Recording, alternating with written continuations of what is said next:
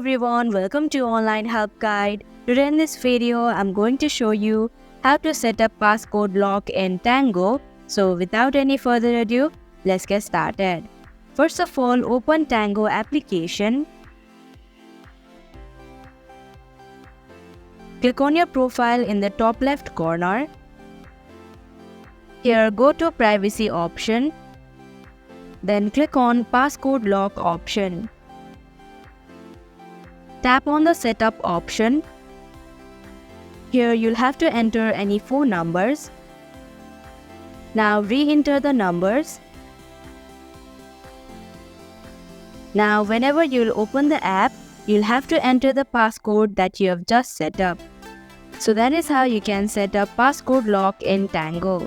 Thank you for watching Online Help Guide. Hope this video was helpful. If it was, hit the like button and comment down if you have any questions or feedback. Also, if you are new to our channel, subscribe and hit the bell icon so that you don't miss our upcoming videos.